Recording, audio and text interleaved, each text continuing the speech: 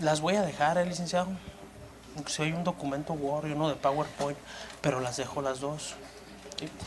Bien, les comento, las diapositivas se quedan con ustedes. Hay un documento Word. En ese documento, ahorita que analicemos el artículo 17 constitucional, me interesa mucho poderlo charlar con ustedes. Ahí en el 17 constitucional hago yo un análisis de que la teoría viene hablando y es importante charlarlo con ustedes, inclusive debatirlo, de una justicia impuesta a una justicia compuesta. En ese documento Word pues omito las citas a pie de página en modelo Harvard o modelo APAC, pero lo lanzo a la bibliografía, igual se los dejo, está mi correo aquí, porque a lo mejor en su momento alguien puede llegar a hacer un correo y ampliar más ese tema, ¿no? o seguirlo debatiendo. Su temario habla de la experiencia internacional de derecho comparado, ahí está ya desarrollado, tanto en diapositivas como en el documento Word.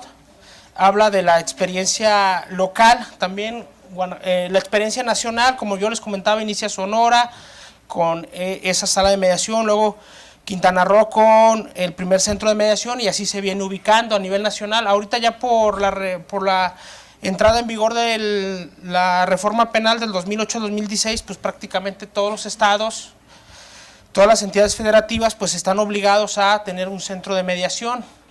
Sin embargo, bueno, la misma ley nacional sigue dando la facultad de que si no se encuentra con el centro de mediación, pues se pueda canalizar a la mediación penal en el Ministerio Público. Traigo ya entonces me adelanté, ya la experiencia colombiana nos comentaba la compañera, la abogada, de cómo inician las FARC precisamente, inician con un centro comunitario, hay una fundación Tierra de Hombres, está iniciada Daniela, y aplican ya la justicia restaurativa en el sistema de adolescentes. Todo, les vuelvo a insistir, todo está en ese documento y queda a su disposición. No, a veces creo que lo manejan PDF, no, va así para compartirlo con ustedes, ¿no? Bien, ubicarnos en la experiencia de Guanajuato. 1993, como les comento, inicia en Sonora y va recorriendo cada una de las entidades federativas. El estado de Guanajuato ha capacitado a diferentes centros de mediación, entre ellos Michoacán, para implementar mecanismos alternos de solución de controversias. En Guanajuato viene el ABA y la USAID, estos organismos, el Colegio de Abogados de Estados Unidos y la Oficina de Agencia de los Estados Unidos para el Desarrollo Internacional, a capacitar a los 27 primeros mediadores, los cuales fueron seleccionados de más de 1000 que concursaron. Empiezan a capacitar a estos 27 mediadores, se crean 5 centros de mediación, ubicado en Guanajuato capital, León, Corredor Industrial León, Irapuato, Celaya, Salamanca, y ahí inicia Celaya. Inician estos mediadores en funciones. Posteriormente, en el 2005, se crean los centros de mediación de la ciudad de San Francisco del Rincón, San Miguel de Allende y Acámbaro, y se incorporan 8 mediadores más. 2010 se crea la unidad itinerante y le tocó a su servidor estar en funciones.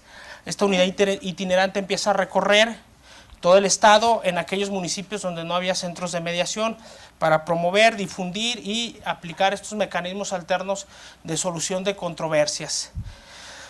Termina la unidad, de hecho era un camión, ahí traigo unas fotos, a ver si nos alcanza el tiempo y si no pues ya me dicen y se las comparto. Ahí termina ese proyecto y actualmente continúa.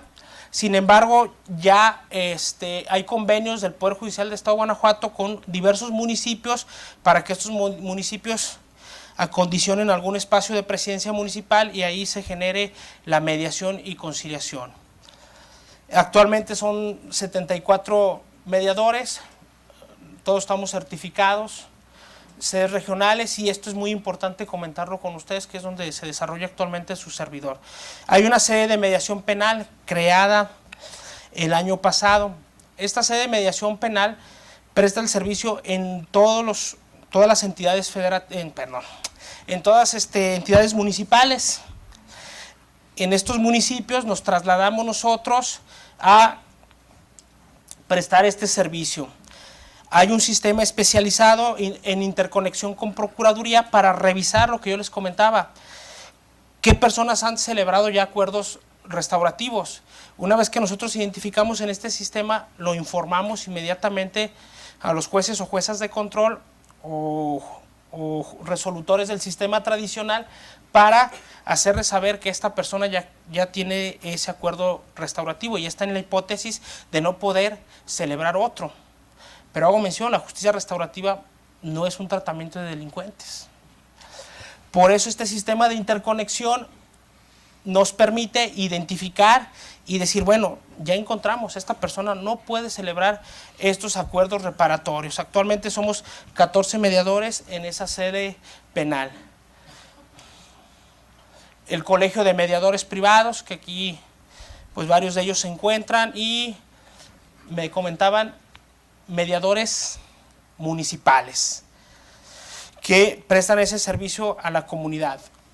Ahorita comentaba con algunos de sus compañeros esta cuestión y yo les digo, es que los mediadores municipales pues ya deberían de estar tanto insertos en la Constitución estatal, en la Constitución del Estado de Guanajuato y en la Ley de Justicia Alternativa para dar esa seguridad jurídica, ¿no?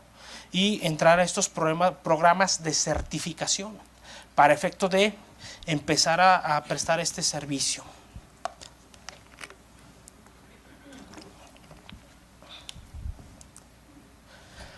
Vamos a entrar al análisis de la negociación, la mediación, la conciliación, el arbitraje y las juntas restaurativas. Esto, como les comento, son generalidades. En la bibliografía que yo les dejo, pues se pueden profundizar más en los temas. La negociación, como lo comentábamos, es un proceso de comunicación y decisión de los propios interesados.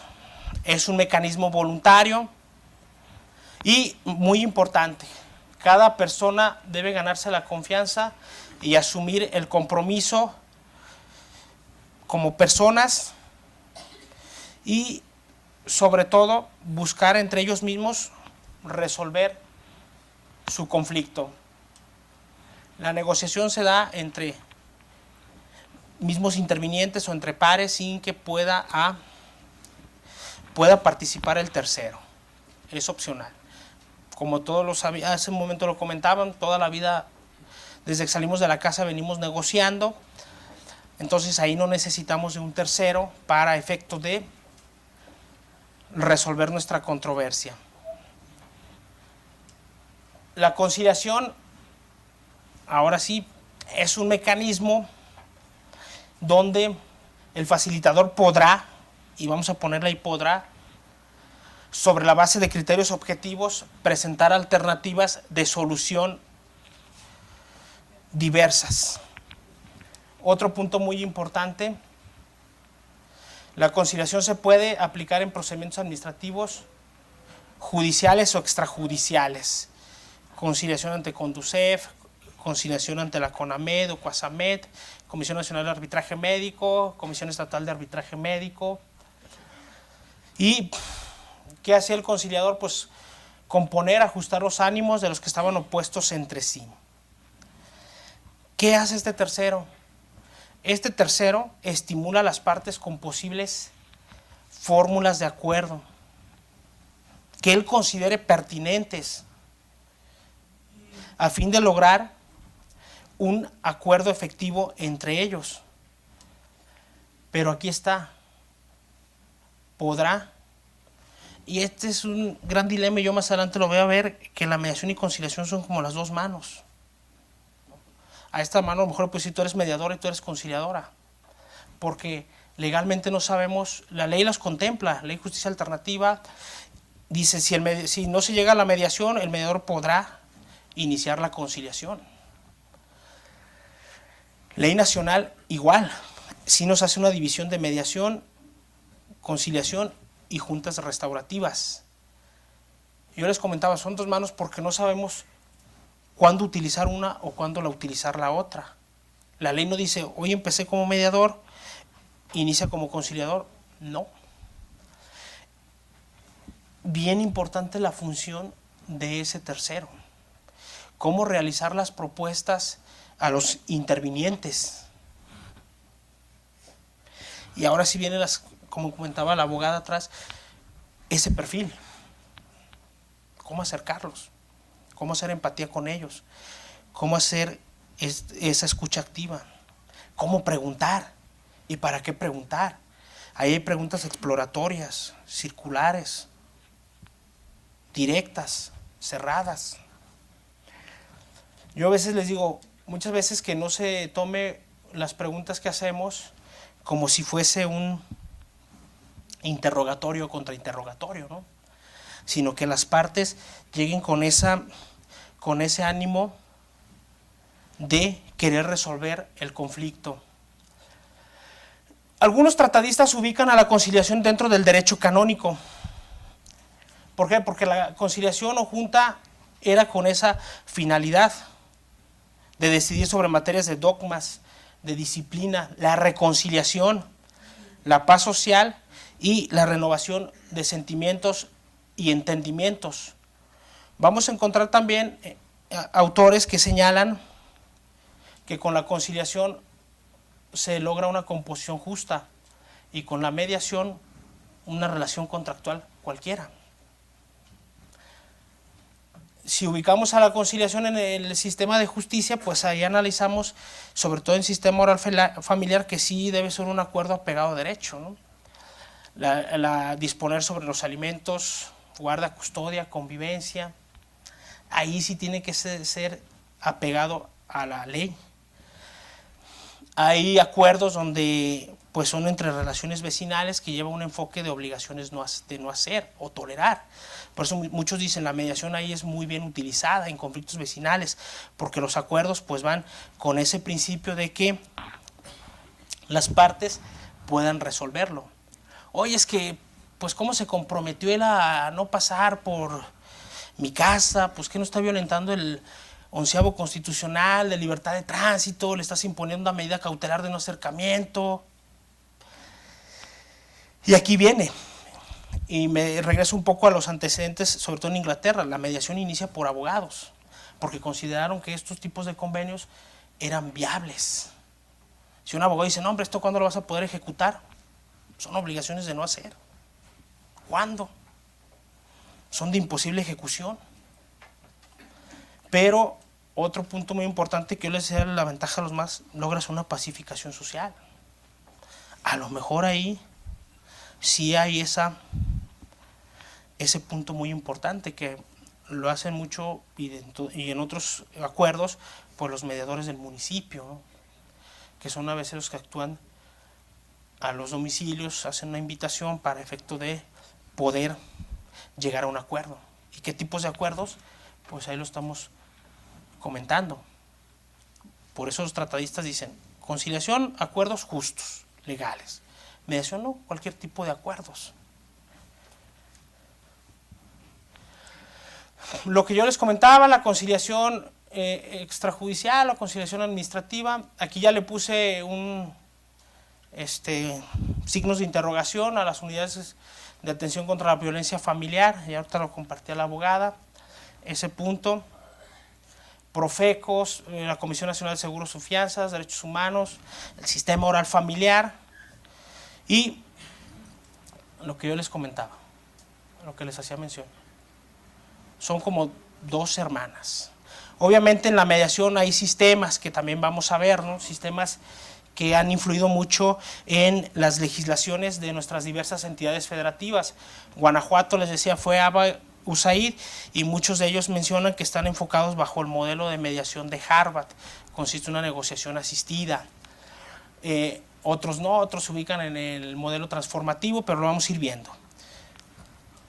Sin embargo, lo comparto con ustedes también. Viable, no viable, se puede aplicar o no se puede aplicar este principio. Lo dejo con ustedes. Comentaba mediación. Existen varios modelos de mediación. Hay una mediación estratégica que ya también se llama Rubén Calcaterra, argentino, acaba de venir a Guanajuato, habla de su mediación estratégica, no la comento yo, pero también tengo bibliografía, tengo una obra de él, por si en su momento quieren que se las comparta. La mediación asociativa de la escuela de la Universidad de Sonora, y estos tres modelos. Modelo de Harvard, precisamente por la Universidad de Harvard, que es una negociación, características, una negociación colaborativa. El tercero los asiste. Propone que las partes deben de trabajar para resolver el conflicto mediante un acuerdo. Se centra en el acuerdo y ese acuerdo debe estar orientado a la satisfacción de los intereses y de los participantes. ¿Quiénes lo pueden hacer? Modelo de Harvard señala que cualquier tercero. De hecho, el cuerpo de paz, su líder John Nicolau hablaba que cualquier persona podía ser mediador, ¿no? Yo en el perfil del mediador lo comento, hago ese análisis, qué profesión académica tiene que tener, si es una profesión, si ya es una carrera, si tienen que ser preferentemente abogados, si pueden ser psicólogos, contadores, trabajadores sociales.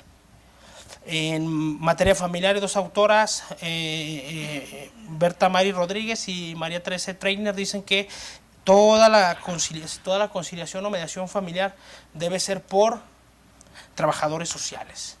Hay una figura muy importante que ya no, a ver si la alcanzamos, pero se las dejo ahí en estas diapositivas y en ese documento Word, que está la comediación. La comediación pueden ser profesionistas de ciencias multidisciplinarias, unirse y ayudar a la gente a resolver su conflicto, psicólogo, trabajador social y el abogado. Yo lo comento, el mediador en ocasiones debe ser como un psicólogo, saber escuchar a las partes, como comunicólogo, saber preguntar, como trabajador social, darle ese ánimo, bajarle esas emociones, pero debe ser como un juez o perito en derecho al momento de redactar los acuerdos. Porque finalmente estos acuerdos influyen en nuestra legislación. Ley de ejecución, ley del Sistema Integral de Justicia para Adolescentes, oralidad familiar, oralidad penal, van a influir. Nuestra ley habla de categoría de cosa juzgada, entonces es muy importante estos grupos multidisciplinarios, ¿no? O interdisciplinarios para verificar estos tipos de modelos y lograr los acuerdos. Modelo transformativo, este está orientado a la comunicación y a las relaciones interpersonales de las partes, enfocado en lograr que las relaciones humanas fomenten el crecimiento moral. ¿Qué va a promover? La revalorización y el reconocimiento de cada persona. Unos dicen, no, pues es que el modelo transformativo se debería de aplicar al derecho de familia. También lo dejo para en su momento poder debatirlo, ¿no? Si ese es el mejor modelo o no, para efectos de las conciliaciones en materia familiar. El circular narrativo de Sarah Cobb, de la Universidad de Palo de California, dice ella que este modelo se orienta a la utilización de la narración de las personas en la mediación, que tiene como objetivo llegar a un acuerdo mediante ¿qué? La comunicación e interacción de las partes. Este modelo el mediador debe conocer perfectamente y aplicar las técnicas de mediación. Ya por allá atrás lo comentaban, la inteligencia emocional, programación neurolingüística, todas estas, pues por decirlo así, ciencias, con temor a equivocarme, que ya se van adentrando a la resolución de conflictos. Algunas universidades ya hablan de una especialización en mecanismos alternos e incluyen esas materias que pertenecían a la cuestión de las emociones y sentimientos en el área de la psicología. Pero Sarah Kopp nos dice de estas técnicas: escucha activa, parafraseo, ya lo he comentado con ustedes, este tipo de preguntas cerradas, abiertas, circulares. ¿Cómo visualizar el lenguaje corporal? Nos dice en este modelo circular narrativo: buscar las necesidades que trae la parte consigo de su nivel de ansiedad, sinceridad y poder. Y lo que yo les hacía mención, la mediación es muy útil cuando en el conflicto hay inmersos asuntos emocionales y cuando va a continuar la relación. Por eso algunos dicen, no, pues es que el modelo harvariano únicamente va a conflictos empresariales, conflictos donde pues lo que me interesa es recuperar, cuestiones mercantiles. Y otros dicen, no, pero ¿sabes qué? Hay una relación continua. Yo verificaba, yo decía, bueno, pues es un sistema integral. Para mí todos estos modelos, pues un modelo sería, quiero comentarlo con ustedes, un modelo en un sistema integral de resolución de controversias, ¿no? Donde puedan actuar todas aquellas personas que tienen contacto con la gente, pero me concretizo: los abogados, los psicólogos. Ya no lo alcanzamos a ver, pero en algunos países hay estos tipos de centros donde se inicia el proceso, inmediatamente el psicólogo se reúne con los abogados y ¿sabes qué? Ya hice entrevistas con ellas desde el campo emocional. ¿Cómo van a quedar ustedes en el campo legal? Verifiquen muy bien, porque si la custodia del menor se va con la mamá, le vamos a generar un estrés. Entonces, vean ustedes legalmente si puede haber una custodia compartida o no la puede haber, analicen esos puntos y búsquenles la mejor solución. Y precisamente pues evitar la litis, ¿no? A toda costa, y más en esos asuntos de menores. Lo que le permitiría a la familia tomar la mejor solución. Y obviamente, juez, ven y sanciona esto que acordamos. No lo dejes fuera de la controversia. O sea, ya vamos a resolver, ya resolvimos nosotros la controversia, porque al final de cuentas nosotros fuimos los que la originamos. Pero en este sistema integral de resolución de controversias, todos aquí ya está la opinión, por no decir dictamen, la opinión de los psicólogos, trabajadores sociales. Nos sugieren que los menores sean de esta manera, e inclusive a mí, deudor alimenticio, me hacen mención de no incumplir para efecto de resolver esta cuestión. ¿Qué ventaja representa la mediación?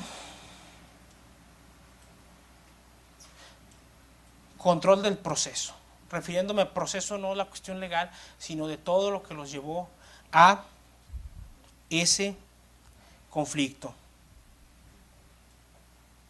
Libre ejercicio de su autonomía, porque buscan construir, proponer opciones de solución a la controversia, alcanzan la solución de esta y propicia la comunicación y el entendimiento mutuo entre los intervinientes. Juntas restaurativas, como antecedente principal, Nueva Zelanda, los maorís, aparte de tener la yaca, pues fueron los principales impulsores de juntas restaurativas. También se le genera otra corriente, los menonitas. Ellos adoptan la justicia restaurativa a razón de que consideran que el delito es una ofensa social a su propia comunidad, no al Estado y a su individuo. Y es muy importante, esto sí quiero decir muy claro, es muy importante para estas comunidades recuperar a ese individuo. ¿Por qué? Porque han generado, sí, una problemática a la comunidad, pero yo, comunidad, no te quiero dejar ir, porque para mí eres muy importante. Entonces te aplico estos principios de justicia restaurativa, que ahorita vamos a ver más adelante, para no dejarte ir y buscar contigo tu restauración. Ustedes saben que los menonitas son un círculo muy cerrado, no cualquiera entra a su núcleo de principios, creencias, valores, costumbres. Entonces, por eso, estos antecedentes de los maurís tratan de rescatar al individuo. Y la justicia restaurativa inicia en comunidades, no entra en un sistema de judicialización. Ahora nosotros ya la tenemos judicializada. Pero aquí es donde pongo el signo de interrogación. ¿Judicializada para qué? ¿Para qué la judicializamos?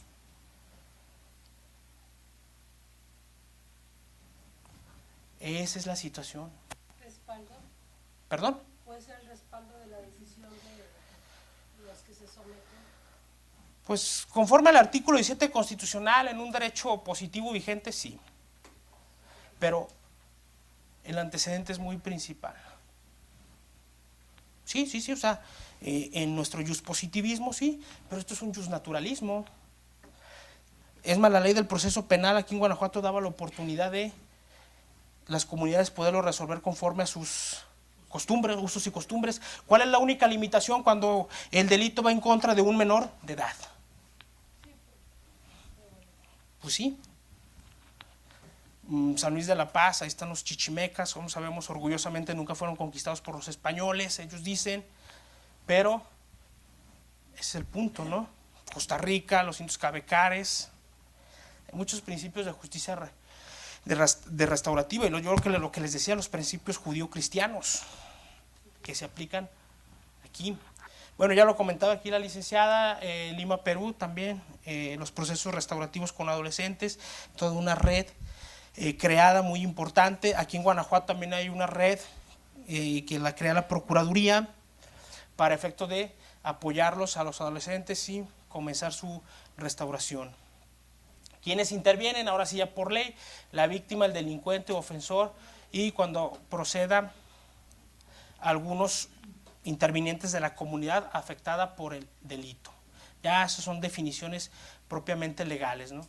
¿Cómo es en ellos? Ellos participan conjuntamente y de una forma activa para poder resolver el conflicto. ¿Cuáles modelos existen? Círculos de justicia restaurativa, muchas veces se utilizan objetos muy personales de la víctima que tienen ¿cómo comentárselos? Un valor emocional muy importante para ella, y empiezan a trasladarlo y cada uno va comentando. Unos sugieren, de hecho hay un manual de la CETEC de justicia restaurativa, lo pueden encontrar en internet. Unos sugieren utilizar modelos, otros no. Modelos en el sentido de estos cuestionarios o estas guías para poder realizar las preguntas, ¿no? Una de ellas muy particular es en qué te afectó el delito, y va esa guía. Yo en lo particular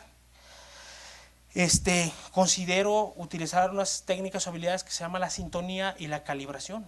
¿Cómo viene la víctima? Ahorita hablaba con nuestros compañeros la cuestión de la resiliencia. La resiliencia en materia de física es cuánto resiste cada metal, la presión y todas estas cosas, ¿no?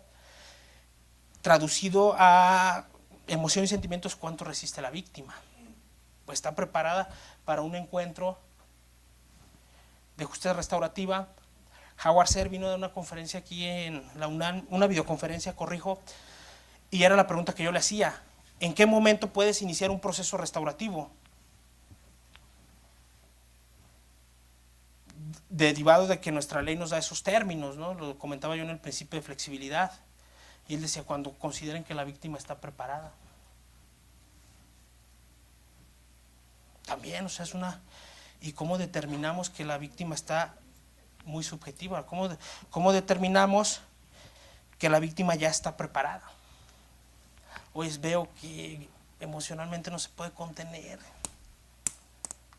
que yo ya le expliqué los principios, los objetivos, pero la veo, no soy perito en psicología, pero la veo mal, entendiendo mal en la respuesta de inteligencia emocional, pues con estrés, angustia, ansiedad, hasta depresión. Muchas veces que hacemos mejor no inicies y solicita apoyo a un profesional. Y está el módulo de atención a víctimas del delito, las organizaciones no gubernamentales que nos han apoyado en juntas restaurativas o procesos restaurativos con psicólogos. La participación de ellos es realiza esa contención tú, o dale psicoterapia breve o de emergencia, como dicen ellos. Pero esa es la situación, cómo determinar que la víctima es viable para participar en ese proceso restaurativo. ¿Cuáles son los elementos que se han considerado para estos programas de justicia restaurativa? Uno, respecto la respuesta flexible a las circunstancias del delito, delincuente a la víctima, y que esto debe permitir examinar cada caso individualmente. Lo comentaba por acá el abogado, que pues hay unos consideran que todos los casos deben ir a justicia restaurativa, otros que no. Una de las recomendaciones es examinar cada caso individualmente. Nuestra ley del proceso penal, lo decía, permitía la mayoría de asuntos para esos beneficios procesales que otorgaban, ¿no? Fundamental que respete la dignidad e igualdad de cada persona, que aumente la comprensión y favorezca la armonía social mediante la reparación de víctimas, delincuentes y comunidades. Utilizo aquí el término delincuentes tal y como viene en estas recomendaciones de la ONU. Otra cuestión es que estos programas se han utilizado junto con los procesos penales, tal y como está nuestra ley nacional y la ley procesal penal aquí para Guanajuato y otras leyes. Por ejemplo, Chihuahua, cuando inicia sus juicios orales, muchos de asuntos que nos iban a juicio oral salían por esta justicia restaurativa o mediación penal. Ya después sí empezaron a judicializar bastante. Y algo que se comenta mucho es que este tipo de programas de justicia restaurativa deben de ayudar a resolver lo que fue subyacente al delito. Caso en concreto, pues yo creo que a muchos les ha tocado las lesiones y dicen, bueno, ¿y a qué se debió que se originara esa conducta? ¿No? La pregunta. Y ya eran conflictos vecinales que ellos traían, que no fueron atendidos y detonaron ya en eso. Por eso les comentaba, la mediación municipal pues tiene que buscar ese enfoque, que obviamente lo hacen en otros mucho más asuntos, ¿no? Pero esto es lo que se busca también. Hay ocasiones que dicen, no, pues es que ellos dos ni siquiera aquí están porque ya se les procesó a este como ofendido, como víctima, pero quien generó el conflicto fue esta persona. A ver, pues invítalo. ¿Por qué? Porque pertenece a la misma comunidad y su participación es muy importante para resolver el delito y sobre todo prevenirlo. Ahorita fue una lesiones que puede ser el día de mañana ya un homicidio, cuestiones como esas, ¿no? Pero eso se sugiere también por estos programas. Que aborda los perjuicios y las necesidades de las víctimas. Ley General de Víctimas habla también de todas estas cuestiones, del proyecto de vida. Los Estados Unidos mexicanos la recogen en esa ley y empiezan a fomentar estos tipos de programas. También es que estos programas reconozcan el papel de la comunidad como entorno principal donde se deben de prevenir y responder al delito y al desorden social.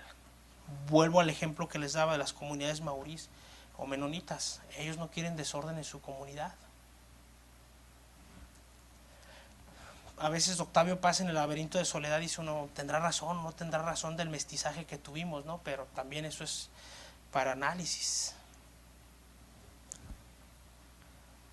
Ya lo platicaba con ustedes, el principal exponente Howard Serf de la Universidad Menonita del Este, Harrisburg, Virginia, Estados Unidos de América, todavía vive, lo podemos encontrar en la red. Vino en el 2014 al estado de Tamaulipas, nada menos y nada más que a Tamaulipas, a hablar sobre justicia restaurativa. ¿Cómo le habrá ido a Howard Serf ahí? ¿Verdad? Si aquí ya casi me andan, ya me andan hinchando. Y vino ahí, vino ese diplomado de ese reunión pues de mediación ahí, le llaman conferencias nacionales, internacionales, maestro. Conferencias nacionales, internacionales, una conferencia, y ahí vino Howard Zerf a hablar acerca de la justicia restaurativa. Y una definición que la justicia restaurativa abarca una diversidad de programas, prácticas, juntas restaurativas, los que yo les llamaba círculos restaurativos, los modelos víctima, ofensor, mediador, únicamente ese triángulo que está ahí para apoyarlos y únicamente ellos sean los que participen en esa resolución del conflicto. Caso en concreto, en Ontario, Canadá, se dio un programa de estos y de hecho con ellos inició la justicia restaurativa con adolescentes. Unos adolescentes en una noche empiezan a ingerir bebidas alcohólicas, van y hacen calamidad y media, dañan vehículos, llega por utilizar el término sheriff del condado y le dice, ¿sabes qué? Nos vamos a reunir, hay un programa de mediación penal, justicia restaurativa, nos vamos a reunir con todas las víctimas, van a ir ustedes como adolescentes y vamos a buscar a través de este modelo que esta conducta ya no se repita. La sociedad o la autoridad no tiene nada que hacer, si la comunidad los perdona, nosotros no vamos a iniciar ningún proceso. Sin embargo, también hay que reunirnos con las víctimas, repararles su daño y que ustedes ya no vuelvan a volver a generar esa conducta, ¿no? Las medidas de no repetición en Ley General de Víctimas. Lo que platiqué con ustedes, las preguntas guías, unos las sugieren, otros no. Hay ventajas, desventajas. Yo lo que les comentaba, pues prefiero utilizar esa calibración, esa sintonía, verificar cómo está la víctima, si el inculpado está preparado para iniciar ese proceso restaurativo. Y punto fundamental. Hace un momento lo platicaban, cuando se asocia el derecho penal, es delincuente, pena y castigo. El derecho penal, ustedes lo saben, ha sido violento. Hablábamos de la ley del talión en el derecho hebreo, ojo por ojo, diente por diente, becerro por becerro, y algo que fuera compensatorio y equitativo. Gandhi ya lo dijo, no hay un camino para la paz es el camino, y ojo por ojo, y todo el mundo seguirá tuerto. Pero también vuelvo a la pregunta, ¿será lo correcto para abordar un delito? Y también lo dejo ahí para esta cuestión, ¿verdad? Arbitraje, método heterocompositivo, aparece en la Constitución de 1824 y el arbitraje se regula como la acción de discernimiento y regulación de conflictos sobre la base de una normatividad preestablecida, prevé la capacidad de arbitrar de una persona o institución determinada y constituida con tal finalidad. Juntas de conciliación y arbitraje, ya lo he platicado con ustedes, arbitraje médico. Este tercero va a decidir, solucionar y resolver el conflicto basándose en ¿qué? Ahora sí, en la norma, en el reglamento obligado y cumpliéndolo por el sentido común. Las máximas de la experiencia dicen, pone fin a ese conflicto mediante una cuestión llamada laudo. ¿Cuáles son sus características? Los intervinientes eligen a un tercero para que resuelva su controversia. Ese tercero dirime la controversia mediante la normatividad y, como lo platicaba, lo plasma en un laudo. ¿Cómo pueden las partes someterse al arbitraje? Una de ellas de común acuerdo en la relación contractual, lo que llaman la cláusula arbitral o compromiso arbitral. ¿Cuáles son estos ejemplos? Ya lo platicaba con ustedes. Y entonces entramos al artículo 17 constitucional y 18. La reforma constitucional del 2008 generó bastante debate. Esta reforma creó varios principios, uno de ellos, bueno, pues los principios de los mecanismos alternos, el más importante para nosotros, la reforma a capacitar y especializar la policía, la creación de los juicios orales y los principios que lo rigen. Se aprueba en el 2008, se le da una vacatio legis de 8 años. El artículo 17 constitucional consagra las siguientes garantías o derechos fundamentales. ¿Cuál es? Evitar la autotutela, el derecho a la tutela jurisdiccional, la abolición de costas judiciales, la independencia judicial, prohíbe las deudas por carácter civil y finalmente prevé los mecanismos alternos de solución de controversias en materia penal. ¿Cómo se van a regular y aplicar? Buscan asegurar la reparación del daño establecer los casos que requieran supervisión judicial. Actualmente hay dos cuestiones. Si todavía no se vincula, el Ministerio Público puede a través de sus agencias conciliadoras intervenir y ofrecer la mediación y conciliación, acuerdos o justicia restaurativa, acuerdos reparatorios, se aprueban ante él. Una vez que está vinculado al proceso ante los jueces o juezas de control, nosotros intervenimos, se genera el convenio, ese convenio va y se lleva a una audiencia que se llama revisión de acuerdo restaurativo. El juez verifica que no sea inequitativo, que las personas hayan tenido un consentimiento informado, que hayan llegado a él de manera voluntaria, verifica los términos de ley, sobre todo esta cuestión de reparación del daño, ese ofrecimiento de disculpas, y decide aprobarlo y calificarlo de legal. Si el convenio es de cumplimiento inmediato, le otorga los beneficios procesales, sobrecimiento, extinción, ya lo he platicado con ustedes. Y en ley del proceso penal todavía, pues esos beneficios procesales para acceder a un mecanismo acelerado. Caso en concreto, el procedimiento abreviado. Ahora, ¿cuál es la perspectiva de los justiciables? Una, que se le están ofreciendo diversas opciones, lo comentábamos en la tesis aislada. Una sería, como les he platicado también, la vía judicial, pero el otro la ampliación de la mediación, la conciliación, el arbitraje, juntas restaurativas y la negociación.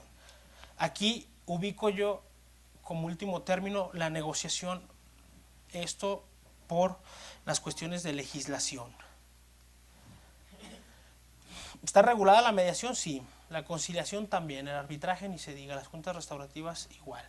Hay leyes estatales donde también se regula este tipo de negociación. Se debatía mucho la cuestión de que el acuerdo reparatorio pues era una simple negociación entre los intervinientes. En algunas pláticas con jueces o juezas de control decían, es que se está perdiendo la teleología de la justicia restaurativa, ¿no? Bajo el enfoque que nosotros hemos visto de recuperar a ese individuo que ha dañado a la comunidad. Apenas vamos iniciando, entonces no dudo que en su momento haya algunas resoluciones de algunos juzgadores o juzgadoras sobre este punto, o bien la Corte comienza a intervenir. ¿Cómo será esa cuestión de los acuerdos reparatorios? Ahorita, bueno, la práctica del 18 de junio a la fecha, pues es que todavía siguen canalizándose asuntos con nosotros y se sigue todo el proceso que hemos venido platicando de buscar estas juntas restaurativas, pero el justiciable también ya tiene esta oportunidad.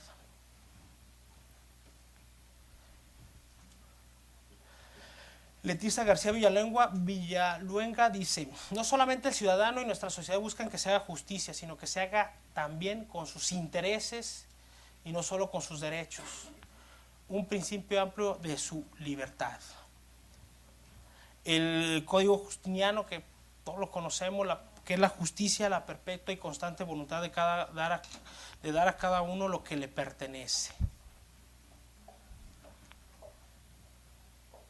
Santo Tomás dice, la justicia es la esencia y la capacidad de corregir actos humanos. La comparación entre las acciones humanas que la justicia demanda debe ser establecida entre seres capaces de decidir por sí mismos. Esta última capacidad de decidir hace que la justicia pueda ser definida como una virtud, en la medida en la cual una virtud nace de una decisión de la razón humana que busca el bien.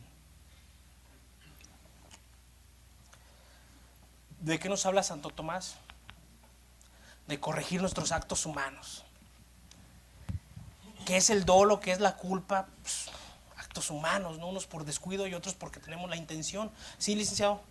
Dos cuestiones, maestro. La primera, cuando hablábamos de que el Ministerio Público interviene con sus agencias conciliadoras, por ejemplo, tratándose de delitos de incumplimiento de obligaciones de asistencia familiar, se recomendaba que aun y cuando se levantara el convenio que establecía en la agencia conciliadora, se buscara llevar también este convenio a justicia alternativa para efectos de darle esa certeza jurídica de ejecutabilidad.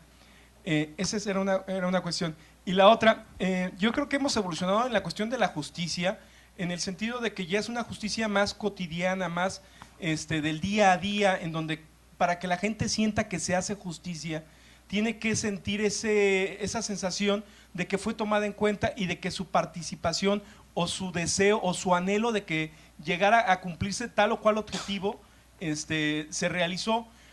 Yo creo que parte de que la sociedad ahorita siente que estamos viviendo en una etapa de inseguridad y de injusticias es porque nos quedamos a lo mejor en ese concepto justiniano de dar a cada quien lo suyo, y pues ¿qué es lo suyo de cada quien? Pues lo que agandalle, ¿no?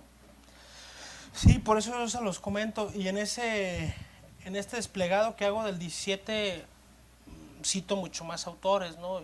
Y hago ese análisis que en su momento yo espero con toda confianza me hagan sus críticas o sus sugerencias. En primera, en torno a la pregunta es de por qué se llama una justicia alternativa, porque ministerios públicos lo consideraban así en la ley, pero todos sabemos que el incumplimiento de obligaciones de asistencia familiar va por alimentos caídos, ¿no? Y hay una libre transacción. Puedo transigir, me dice la ley, es decir, puedo prevenir esta controversia, resolverla y prevenir una futura. Inclusive también varios resolutores en materia penal dicen, ok, ya acordaste sobre alimentos caídos, que es la reparación del daño. ¿Sabes qué? Garantízame sus alimentos futuros. ¿Para qué? Para que caigas en una medida de no volverlo a repetir. Y se buscaba pues darle certeza al justiciable, sobre todo a los menores, ¿no? Entendiendo bajo ese interés superior del menor. Por eso en su momento se realizaba. Muchas veces hay jueces, sobre todo en materia de oralidad penal, hay jueces que dicen, te dicta una medida cautelar real y deposita cada semana o cada mes. Esto para seguirle tutelando ese derecho a los menores y te quedes sin alimentos. Por eso lo hacían. Bajo el segundo principio viene aquí donde tiene que ser el justiciable, dice, igual valor en el sentido de sus experiencias, acciones como criaturas sensibles y responsables, tienen la misma importancia intrínseca. Pero por eso es lo que yo les digo, va a depender mucho de los licenciados en Derecho o abogados, como hace Bourgois, el jurista y el simulador del derecho, de eso. Yo, en varios países que vienen aquí en las diapositivas, el abogado es quien dirige al justiciable. ¿A dónde? A buscarle la mejor solución. A veces también, y esto no lo comento ya ahorita con ustedes, yo les digo, estos métodos alternos es como buscar la mejor solución. Es decir, en materia de medicina es hacerte el menor daño posible. ¿Sabes que hay estas formas de resolver conflictos? Tu cliente, dime. Bajo el principio de mercadotecnia, el cliente lo que mande o lo que pida. Tú dime. Pero también ubicarlos en ese agente de la realidad. ¿Qué tenemos, qué podemos hacer o qué no? Y la premisa de más vale un mal arreglo que un muy buen pleito. Y empieza ese dilema también para los abogados o licenciados en Derecho, ¿no? Y sí, es buscar, y ahorita lo vamos a checar en la justicia impuesta o justicia compuesta, es buscar, como decía Villalengua, son las necesidades o intereses del justiciable. ¿Qué sucedió anteriormente? Tu estado te apropias del conflicto y hasta que haya una sentencia y haya una pena. Y buscar esas necesidades, esos intereses del justiciable, pues es para nosotros como abogados buscarle cuál sería la mejor solución para él.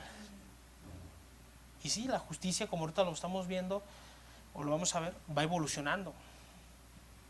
Y como todo, tiene que evolucionar. ¿Contesté su pregunta, licenciado?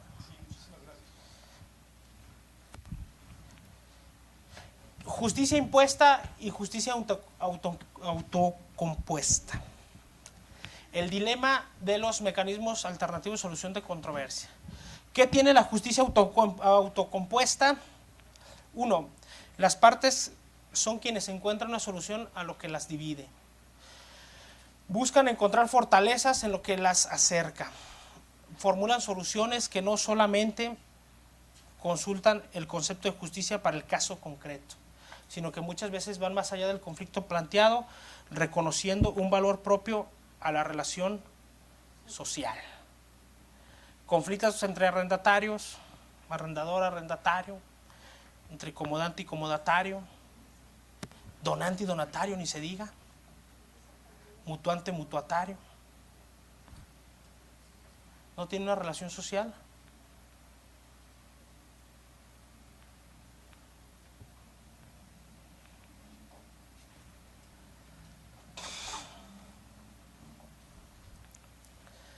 Ahora, ¿qué se aplica en la justicia impuesta? Pues un silogismo, ¿no? Lo que todos conocemos como el silogismo: premisa mayor, premisa menor, norma general abstracta. ¿Has violentado la norma?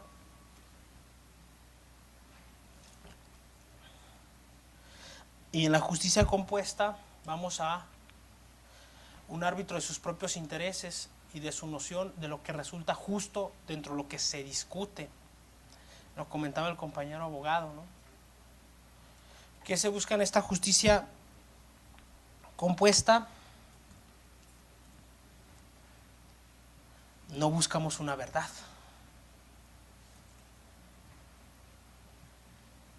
El Estado, ¿qué hace? Pues buscar esa verdad, sino que me voy más que nada a los intereses, que verdaderamente satisfaga estos intereses a las partes y en vez de la relación social afectada por el conflicto, sin ganadores ni vencidos.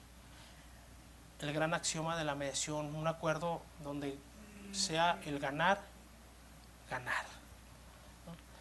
Ahí viene ese enfoque de la justicia compuesta. La justicia impuesta, lo que yo les comentaba, se funda en un silogismo: premisa mayor, premisa menor y finalmente el juicio o la sentencia. Hay esa aplicación de manera general y abstracta de la norma,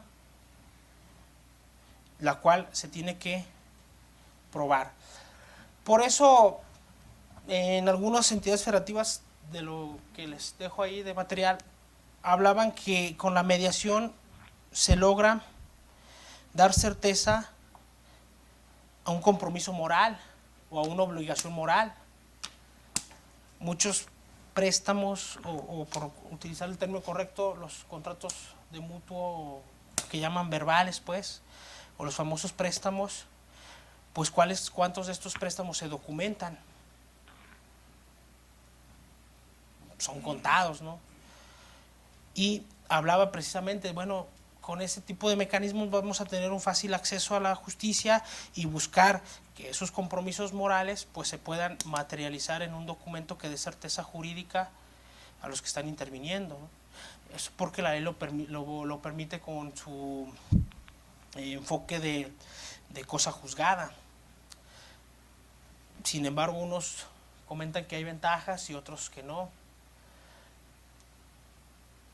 ¿Qué nos da esta justicia impuesta? Por la variedad de varios recursos para finalmente buscar el imperium del Estado, que el Estado sea quien obligue a la determinación de ese asunto.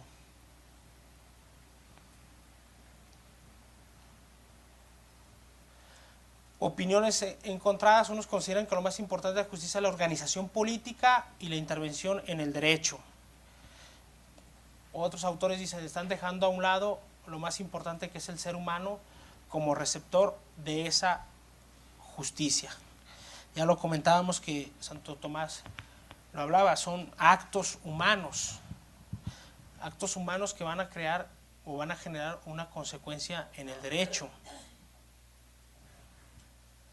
Esta última capacidad de decidir hace que la justicia pueda ser definida como una virtud, en la medida en la cual esta virtud nace de una decisión de la razón humana que busca el bien. ¿El bien para quién? El bien para ellos como una relación interpersonal, y el bien colectivo, que es para la propia comunidad. Unos han criticado esta justicia compuesta. Sin embargo, pues aquí está el conde de la Cañada, Juan Acedo Rico Rodríguez, jurista que estuvo en la corte de Carlos III, y dice: no se trata de descubrir o crear un nuevo derecho, y menos aún una nueva justicia. Válgame Dios que pretendamos cambiar los caminos de su majestad la justicia, a quien hoy más que nunca debemos preservar, cuidar, enaltecer en sus sacramentos estrados. Como 1789 le otorgaron el título nobiliario de conde. Una premisa de siglos, ¿no? Que él precisamente hacía estos comentarios en torno a la justicia. Artículo 18 constitucional. Preguntas del 17 constitucional. ¿Alguna duda entre esta justicia impuesta y justicia compuesta? El artículo de 18 constitucional desde 1965 ha tenido 8 reformas. Sin embargo, la más importante fue en este año 2016, no obstante de que también estuvo la reforma del 2006, 12 de diciembre del 2006, que ya hablaba de los sistemas integrales de justicia.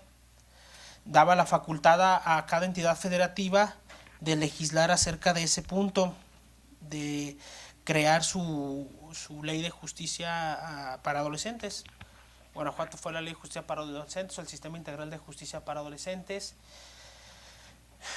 Para los que defienden los derechos de niños, niñas y adolescentes, conocen las reglas de Beijing, la Convención Nacional de Niños, Niñas y Adolescentes, habla que ya realizar estas diferencias en las edades de los menores, pues prácticamente lo estabas juzgando como un adulto y sometiéndolo a todo un proceso con medidas cautelares de ir a firmar, de no acercarte a ciertos lugares.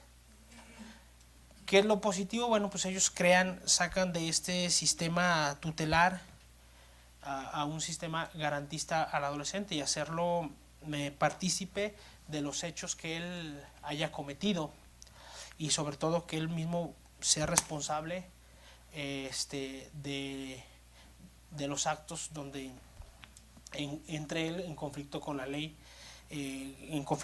penal. Y este sistema garantizará los derechos humanos que reconoce la Constitución para toda persona, así como los derechos específicos que por su condición de personas en desarrollo han sido reconocidos a los adolescentes. ¿Qué dice que son? Pues son personas en desarrollo. Y empieza entonces este sistema. Se lanzaron 3 iniciativas de ley, una de ellas del PAN, otra del PRI, otra del PRD. Las 3 contemplaron los sistemas o los mecanismos de soluciones de controversias. Los 3 las contemplaban. Unos permitían que la mediación fuera en todos los delitos, otros